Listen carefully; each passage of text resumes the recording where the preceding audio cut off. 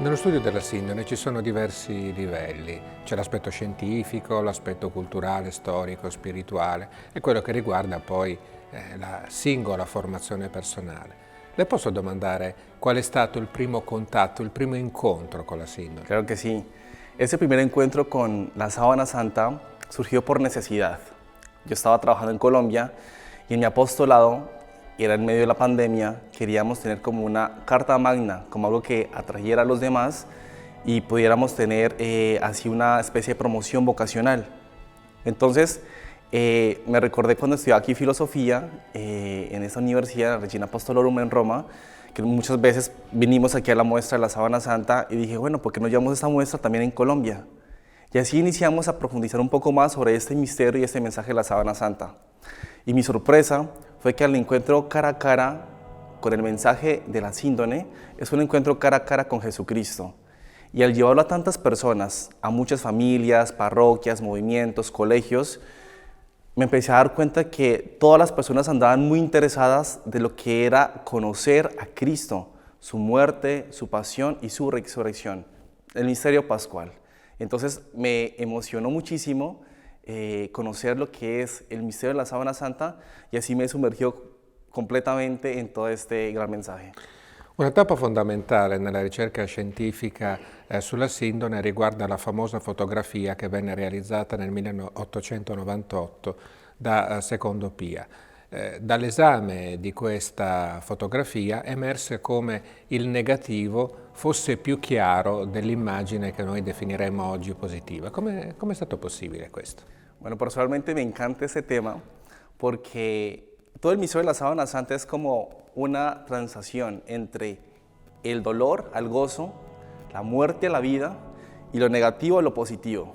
Y efectivamente con esa fotografía que nos muestra Secondo Pia, él mismo se ha impresionado de lo que significaba al tener esta fotografía, al hacerla con los elementos químicos, se da cuenta que este positivo pasa a ser un negativo, pero el negativo pasa a ser un positivo, es decir, que al ver el negativo de la fotografía, se ve mucho más clara las heridas, los golpes de Cristo, se ve mucho más claro el perfil del cuerpo del Señor ahí en la fotografía. Entonces es precioso ver cómo este negativo pasa a ser un positivo, que en pocas palabras, la síndone es una fotografía viva, negativa, que nos muestra las heridas y todas las marcas de nuestro Señor.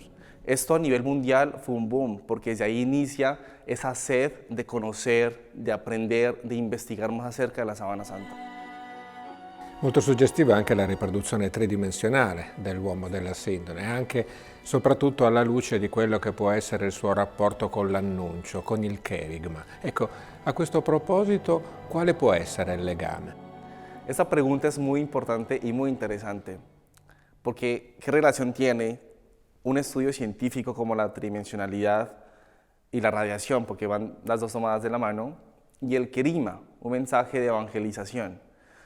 Vamos con el dato científico. Cuando Peter Schumacher ha investigado en 1972 y durante esta década con ese instrumento científico que es el VP8, y ha utilizado ese instrumento para investigar la síndone, se ha dado cuenta que esto no tiene una doble dimensión, como una fotografía cualquiera que tomamos cotidianamente, sino que tiene 3 dimensiones. Y eso es algo único en el mundo, porque como de la Sábana Santa, de la síndone, surge 3 dimensiones, es decir, que no solamente vemos calcado el rostro del Señor, sino además se ve el relieve de la nariz, la cabeza, el pecho, todo su cuerpo, y pareciera como si estuviera elevándose.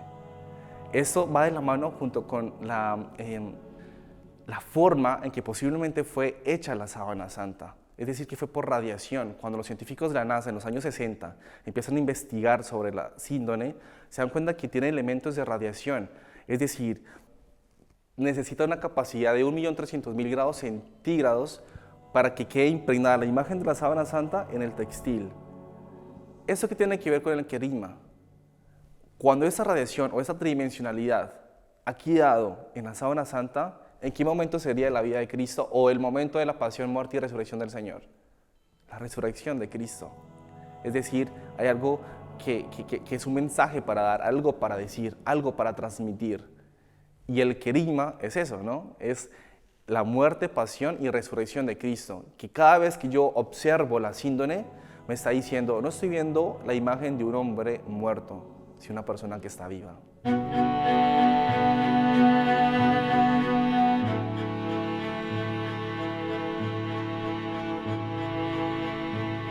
In questo senso è molto significativo l'insegnamento dei papi, no? Proprio per richiamare il legame tra la sindone e quello che per esempio dicono le pagine del Vangelo. A questo proposito ricordiamo soprattutto le parole di Giovanni Paolo II, l'immagine di Benedetto XVI che parla di icona del Sabato Santo, le stesse riflessioni di Papa Francesco. I papi ci dicono molto.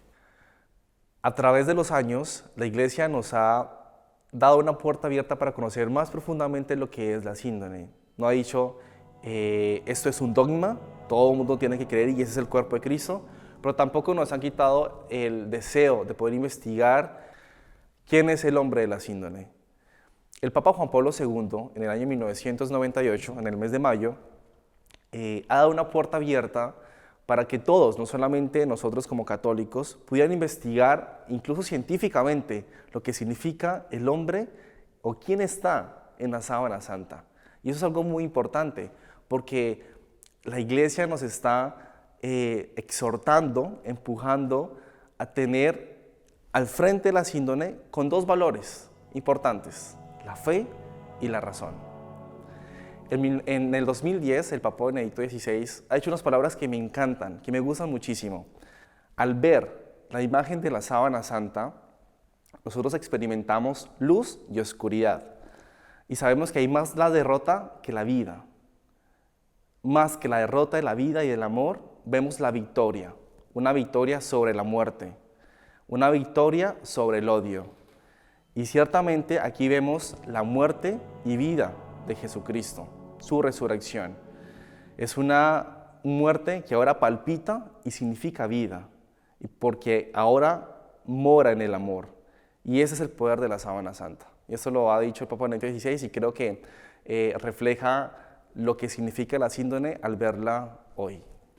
A questo proposito, allora, la sindone può essere anche uno strumento di evangelizzazione, un modo per portare Gesù all'uomo di oggi. Pienso que el mensaje de la sábana santa para el día de hoy, para el hombre de hecho de hoy, es muy importante. Porque cuando estamos mostrando la imagen de un hombre que está muerto, que ha sufrido, que ha tenido dolores, que ha sido martirizado, pero que al mismo tiempo tiene vida, ¿cómo hago yo para que la persona de hoy tenga una experiencia como tal? No solamente una teoría, sino que baje al corazón. Y es cuando nos damos cuenta que cada hombre, cada uno de nosotros tenemos unas heridas, un drama personal y social. La muerte y el dolor no tienen la última palabra. Y esto me lo dice la sábana santa. Que claro, hay sufrimiento, hay sangre, hay una persona que sufrió muchísimo, pero hay vida también. Todos esos elementos científicos que hemos investigado y que nos relata la síndone es porque también hay vida, hay una resurrección. Y en la vida del hombre, cada uno de nosotros, está ese trayecto del sufrimiento, de la muerte, de una pasión, pero también de la luz, de la vida, del gozo. Entonces creo que este es querigmático, es muy importante para los hombres del siglo XXI, que hay un mundo donde el dolor y el sufrimiento ha perdido el sentido, pero en Cristo Jesús recobra todo el sentido y más aún nos lleva a la vida, al gozo, a la luz.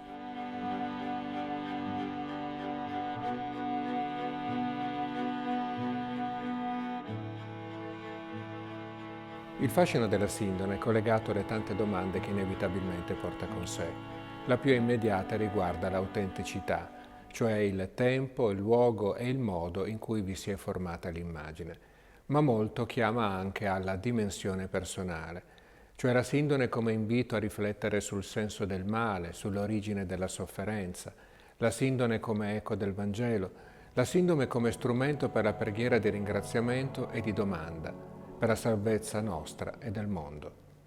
Circa la ricerca scientifica, una delle domande essenziali riguarda la formazione dell'immagine della sindone. Che cosa sappiamo a questo proposito? Come si è formata questa immagine? Es un poco complicado decir cómo se ha formado porque se tienen varias hipótesis. Yo creo que una respuesta sería decir estas hipótesis que se han planteado y después decir cuál es la que a mi parecer es la verdadera o es la más certera. Entonces tenemos la hipótesis o lo que antes decían que era una pintura, pero ya se ha comprobado que no hay pintura en el lienzo, entonces si no hay pintura no puede ser una pintura.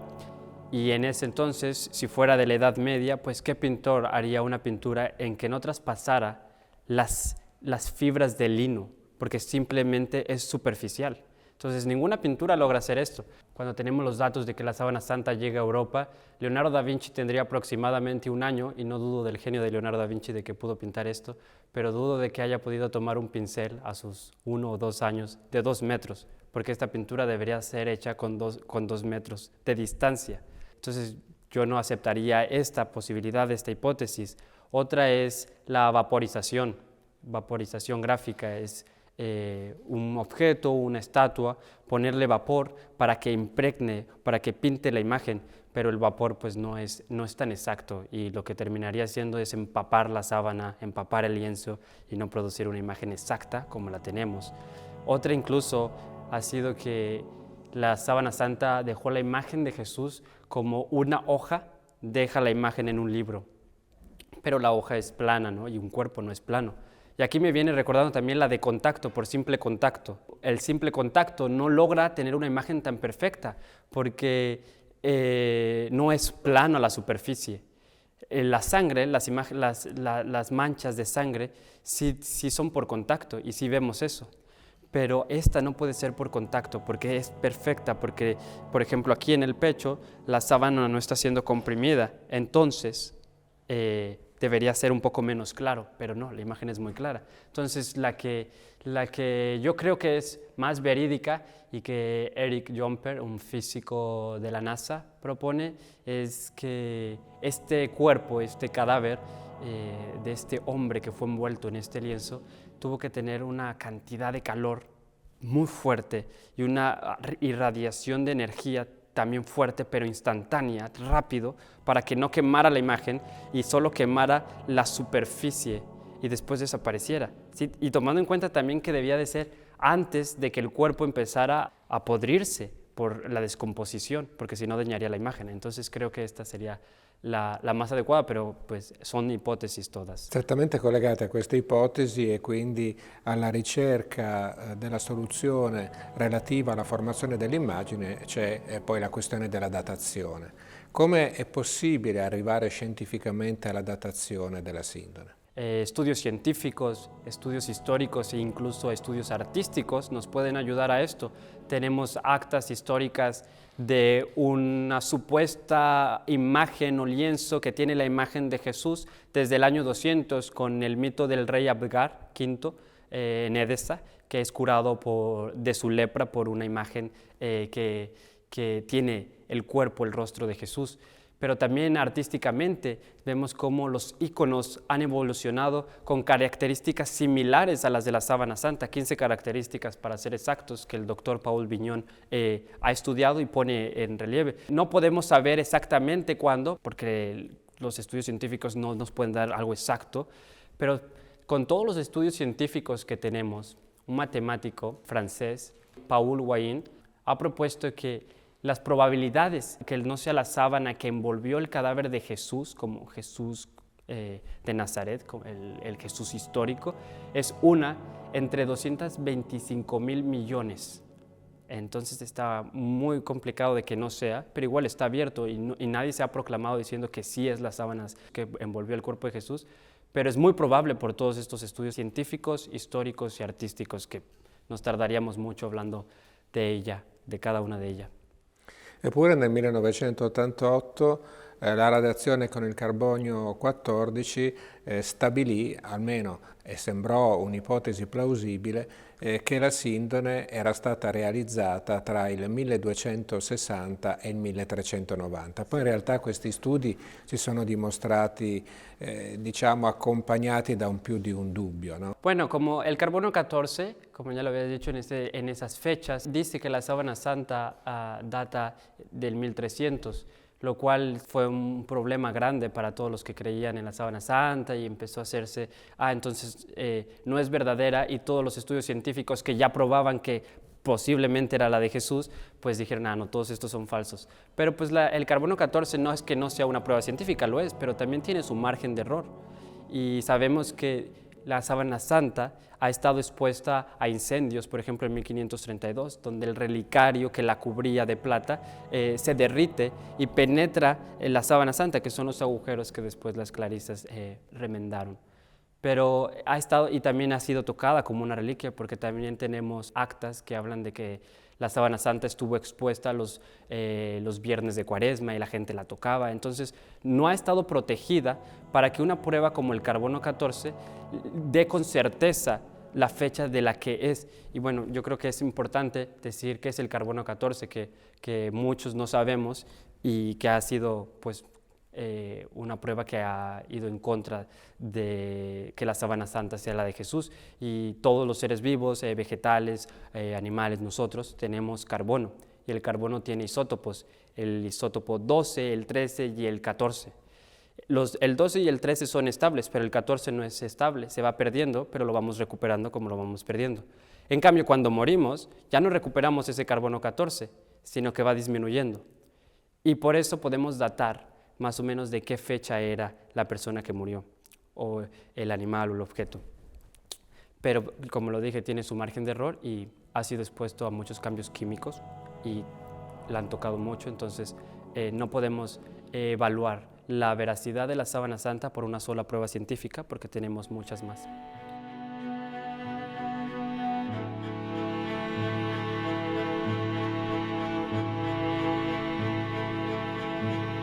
Torniamo per un attimo a questo bivio tra dato scientifico e aspetto spirituale. Che correlazione ci può essere tra l'immagine dell'uomo della Sindone e il volto che conosciamo attraverso la rappresentazione iconografica di Gesù Cristo? Sí, es un tema que me encanta y me apasiona mucho porque es arte, pero creo que tenemos que puntualizar primero que las imágenes en los judíos, por ejemplo, no estaban aceptadas las imágenes de Dios, era como una ofensa para Dios, entonces no se podía representar, se representaba a Dios de manera geométrica, como lo dice nuestro emérito Papa Benedicto XVI en el espíritu de la liturgia. Pero esto va cambiando y entonces surge el movimiento iconoclasta, que es en contra de las imágenes, porque creían que era una ofensa a Dios. Entonces, ¿cómo se fue evolucionando esa aceptación del icono, de la imagen de Dios? Es muy interesante pensarlo, y que empezaron a surgir muchos iconos con características similares. Y como ya lo había dicho, el doctor Paul Vignon hace un estudio y encuentra 15 características similares en todos los iconos de ese tiempo, que son también 15 características que podemos encontrar en la sábana santa. Entonces se cree y se puede en cierta forma afirmar con datos artísticos e históricos que la sábana santa pudo ser ese modelo que inspiró a los artistas a crear ese icono, esa imagen que todos ahora conocemos, un Jesús con barba, un Jesús con pelo hasta aquí, un Jesús con ojos agrandados, un Jesús con un mechón en la frente. Entonces lo aceptamos y es el modelo posiblemente de estos iconos, y esto hace que también la Iglesia en el Concilio de Nicea II en el año 787 acepte el icono como una manera de representar a Dios, y lo acepta. Entonces creo que la sábana ha influido no solo en la iconografía, en la evolución de la iconografía, pero sino en la aceptación de la religión católica por el icono, porque antes no se podía. Alla luce di tutto quello che abbiamo detto finora sotto l'aspetto storico, sotto l'aspetto scientifico, sotto l'aspetto spirituale, possiamo dire che la sindone non parla soltanto ai cristiani, parla anche all'uomo non credente, per esempio. Para responder esto, yo simplemente diría las palabras de Juan Pablo II en una de sus muchas visitas a Turín, ahí para ver la sábana santa, y es: la sábana santa es un reto para la inteligencia de todos. Entonces, para el que tiene fe, pues es un soporte para su espiritualidad, que lo mira y mira a Cristo sufriente y mira el sufrimiento de Cristo. Pero para el que no cree, el que está un poco escéptico ante la realidad de esto, es un reto para su inteligencia, para ver, para estudiar, para leer los datos científicos que tenemos del lienzo y él ver, poner a prueba, pero dejando al lado los prejuicios y poniéndose frente a frente con sinceridad para ver si es o no es. La Iglesia no se ha proclamado diciendo que es la sábana de Jesucristo, pero si no fuera, yo creo que aún así nos ayudaría a nuestra espiritualidad, porque este hombre de la sábana santa, este hombre de este lienzo, ha sufrido lo mismo que los evangelios nos dicen que Jesús sufrió: una crucifixión, una corona de espinas, una flagelación, una lanza en el costado. Y si no es, por lo menos sufrió lo mismo. Y si sufrió lo mismo, pues nos ayuda de manera más tangible ver el sufrimiento de Cristo y ver el amor que Cristo nos tiene.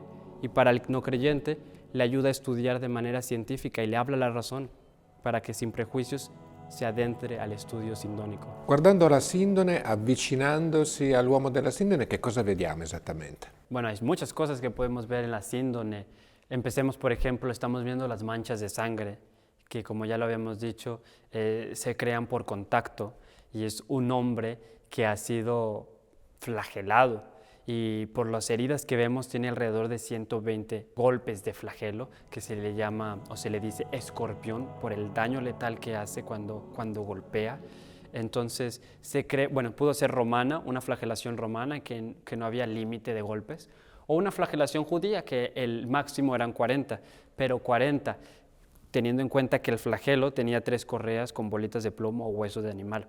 Entonces, 40 golpes vienen siendo alrededor de 120 golpes. Entonces vemos esa sangre ahí de este hombre que ha sufrido una flagelación. Una escoriación también en la parte de la espalda por haber cargado el patíbulo de la cruz, porque como sabemos, no es que se cargue de esta manera como sale en algunas pinturas o en películas, sino se cargaba solamente el patíbulo, y como tenía amarrado uno de los pies y con la muñeca para que no se escapara, entonces estaba tallándose y haciendo una escoración en el hombro. También podemos ver algunas manchas de agua. Entonces, ¿por qué estas manchas de agua? Bueno, puede ser, y es una hipótesis, de cuando los discípulos ven esta sábana, pues sabemos que los judíos no aceptaban las imágenes.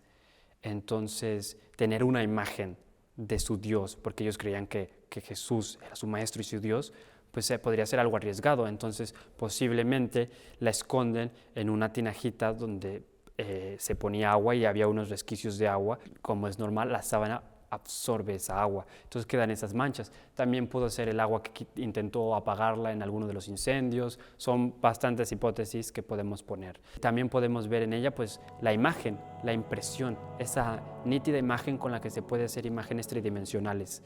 Esa imagen que solamente está sobre las fibras exteriores de la sábana y no las interiores, y que pudo ser, pues, como ya dijimos, una radiación fuertísima, pero en poco tiempo, para que impregnara su imagen, pero no quemara la sábana y tampoco la penetrara, porque solamente es de un lado, no es de los dos lados. Entonces la imagen solamente es de un lado. Entonces, ¿qué cadáver desprende esa energía? ¿Qué cadáver hace eso? Y luego vemos que el pelo no está sostenido como si estuviera así normal sobre el lecho, sino que cae. Entonces quiere decir que para hacer esa impresión tuvo que romper las leyes de la gravedad y en cierta forma flotar para que el pelo cayera también y se imprimiera así en la imagen. Esas cosas son las que vemos, pero ya estudiar, por ejemplo, Max Frey hizo el estudio de la polinología y tiene alrededor de 50, 58 polens, y todos esos polens hablan de dónde estuvo la sábana santa, según los datos que tenemos históricamente. Entonces tenemos datos de polens que solo están en Jerusalén, en Edesa, en Atenas, en Constantinopla, después también en Francia, Lirey, Chambéry y finalmente en Turín, ¿no? Que es donde sabemos que está la sábana santa, y también pues es los estudios que tenemos. Otro de los estudios son los aromas con los que le pusieron al cuerpo antes de sepultarlo. Entonces también aparecen esos aromas. Y tierra, entonces quiere decir, el tierra en las partes de las rodillas, quiere decir que cuando tomaron a Jesús y lo envuelven en esta sábana, no lo limpian, no lo lavan, y aparte vemos la sangre. Pero ¿por qué no lo limpian? ¿Por qué no lo lavan? Bueno, primero porque era el viernes y ya iba a ser sábado y los judíos no solían hacer eso, pero también porque para los judíos la sangre es algo muy sagrado. Entonces era mejor conservarla de esa manera, poniéndola. Y no lo lavan, y vemos la tierra ahí, también porque ya no había tiempo para lavar el cuerpo, como ya dije, ¿no? Los judíos no podían hacer eso durante sábado. Entonces eso es lo que vemos. Y también vemos las quemaduras, que la sábana santa, como sabemos, ha estado durante algunos incendios. Pienso ahora el de 1532, cuando el relicario que lo protegía, como ya había dicho, se funde la plata y crea esos agujeros que vemos en la sábana. Entonces vemos marcas de quemadura, vemos manchas de sangre, tenemos polens, que son los estudios de Max Frey, tenemos la imagen en sí misma que solo está sobre las fibras exteriores, el agua y la tierra. Entonces es lo que vemos en la sábana santa.